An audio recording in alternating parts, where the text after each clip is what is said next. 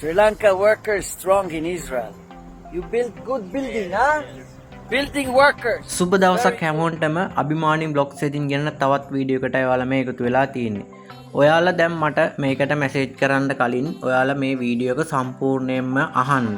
අහලා මේකේ තියෙන ගැටලු තියෙන තැන් निराකරණය කරගන්න විතරක් මට මැසේජ් එකක් දාලා අහන්න මේ මොනවද කරන්නේ මොනවද ගේන්න ඕන ඒ වගේ දේවල්. ඊට පස්සේ තව එකක් තියෙනවා ඔයාලා මට කතා කරන ගොඩක් අය මට කියන දෙයක් තමයි ෆෝන් නම්බර එක ගෙවන්න ෆෝන් නම්බර එක ගෙවන්න කියලා මැසේජ් දාන්න එපා. ෆෝන් නම්බර එකත් මේ වීඩියෝ එකේම තියෙනවා. එතකොට මෙන්න දැන් ඊශ්‍රායලයෙන් යන්න ඔයාලට මෙන්න අලුතෙන්ම ආපු ජොබ් ටිකක් තියෙනවා. මේ ජොබ් ටික ඔයාලා හැමෝම හරියට අහගන්න. අහගෙන මට WhatsApp මැසේජ් එකක් දාන්න.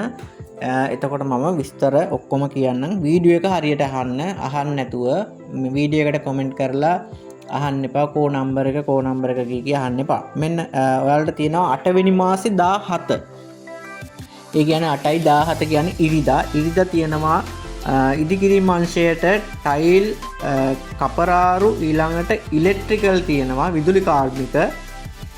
ඊට පස්සේ තියෙනවා ජල නල කාර්මික ඒ කියන්නේ ප්ලම්බින්ලට ප්ලම්බර්ස්ලට ඔන්න 17 වෙනිදා තියෙනවා. ඊට පස්සේ ඔන්න 17 වෙනිදාම තියෙනවා ජිප්සන් වැඩ කරන අයටත් ඔන්න 17 වෙනිදා ඉන්ටර්විව් එකක් තියෙනවා. ඊශ්‍රායල් නියෝජිතයන් ඉදිරියේ තමයි පවත්වන්නේ.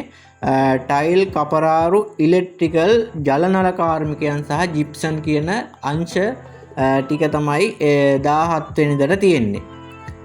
ඊට පස්සේ ආයෙ වලට තියෙනවා 18 වෙනිදා තියෙනවා කාපෙන්ටර්ස් ඒ කියන්නේ ෂටරින් කාපෙන්ටර්ස්ලට 18 වෙනිදා ඊශ්‍රායල් නියෝජිතයන් ඉදිරියේ ඉන්ටර්විව් එකක් තියෙනවා. අවසන් පුහුණු පරීක්ෂණයක් විදිහට තමයි මේක කෙරෙන්නේ. ඊළඟට තියෙනවා ඔන්න මේෂන්ලට ගල් බඳින මේෂන්ලට ඒ කියන්නේ බ්‍රික් ලේයර්ලට ගල් බඳින්න ඔන්න ඒ කට්ටියටත් හැකියාවක් තියෙනවා. 18 වෙනිදා මේ අවසන් පුහුණු පරීක්ෂණය සඳහා පෙනී සිටින්න ඊශ්‍රායල් නියෝජිතයන් ඉදිරියේදී. මෙතනදී ඔයාලගේ නිපුණත්වය ඔයාලගේ ස්කිල් එක හොඳටම පෙන්වන්න. මොකද එතකොට තමයි මේ ඉන්ටර්විව් එකෙන් ඔයාලට පාස් වෙන්න පුළුවන්. මෙම ඉන්ටර්විව් එක පාස් වෙන හැමෝටම මාස 3ක් ඇතුළත වගේ ඊශ්‍රායල් බලා යන්න පුළුවන්කම තියෙනවා. ඒක නිසා මේක ගැන සැකයක් තියාගන්න එපා. ගොඩක් අය මගේ වීඩියෝස් බලනවා. ඒ අය අතරින් මං හිතන්නේ ගොඩක් අය දැන් පාස් වෙලා තින්නා. මාත් එක්ක එකතු වෙලා මම මේ තැන් වලට පාර පෙන්නලා මග පෙන්නලා යාලට කරගන්න ඕන දේවල් ගොඩක් දේවල් මම ඒක අයට කරලා තියෙනවා. ඒ අය දන්නවා ගොඩක් අය.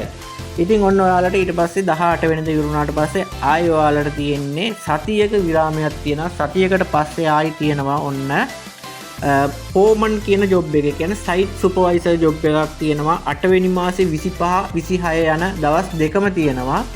ඒකටත් ඔයාලට ඔන්න ඉල්ලුම් කරන්න පුළුවන් ඉදිකිරීම් අංශයේ ඉන්න සයිට් සුපර්වයිසර් සහ ෆෝමන්ලට. ඊට පස්සේ ආයි එදාම තියෙනවා 25 26 ඒ දවස් දෙකේම තියෙනවා කාපෙන්ටර්ස් ඒ කියන්නේ ෂටරින් කාපෙන්ටර්ස්ලට. ඊළඟට ටයිල් මේෂන්ලට තියෙනවා ටයිල් අල්ලන අයට. ඊට පස්සේ ආයි ඒ දවස් දෙකේම තියෙනවා ගල් බඳින්නම් බ්‍රික් ලේයර් ඒ කියන්නේ ගල් බඳින අයට ඔන්න බැමි බඳින්න පුළුවන් අයට බිත්ති බඳින්න පුළුවන් අයට ඔන්න 8 වෙනි මාසේ 25 26 කියන දවස් දෙකේම තියෙනවා. ඊට පස්සේ ඒකට තව අමතරව තියෙනවා ආයි 25 26ම තියෙනවා ජිප්සන් අයට ඔන්න 25යි 26යි කියන දවස් දෙකෙත් තියෙනවා. හැකි අය මට WhatsApp කරන්න. මෙන්න තවත් අලුත් එකක් තියෙනවා. අලුත් එකක් නෙමෙයි මේක අපි කලිනුත් දුන්නා. ඒකින් තේරිච්ච අයත් ඉන්නවා. ඉන්ටර්විව් එක පාස් කරලා දැන් මේ වෙනකොට ඇග්‍රීමන්ට් අස්සම් කරපු අයත් ඉන්නවා.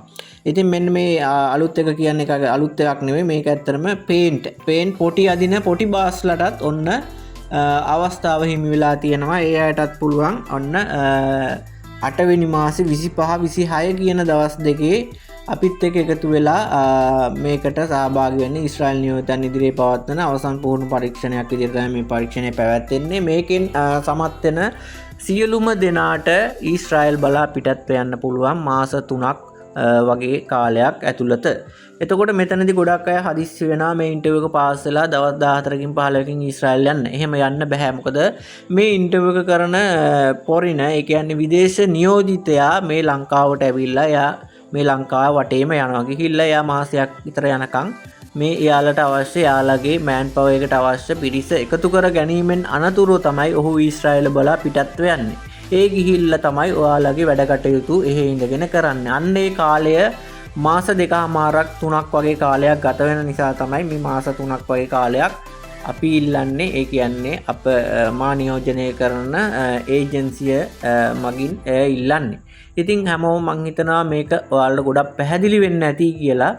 පැහැදිලි වුණ නැති කෙනෙක් ඉන්නවනම් විතරක් මට WhatsApp message එකක් දාන්න. මේකට කමෙන්ට් කරලා අහන්න එපා කෝ ඔයාගේ නම්බරේ කියලා. ඒ නම්බර එක මේ වීඩියෝ එකේ තියෙනවා. ඉතින් වීඩියෝ එක හොඳට අහගත්තා නම් ඒ නම්බර එකත් ඔයාලට පේන්න ඕන. ඉතින් මං හිතනවා ගොඩක් අයට මේ කාරණාව පැහැදිලි වෙන්න ඇති කියලා. එහෙනම් තවත් වීඩියෝ එකකින් හමු වෙන බලාපොරොත්තු වෙන්න. මම මෙතන නවතින්නම්. සියලු දෙනාට ජයෙන් ජයම වේවා.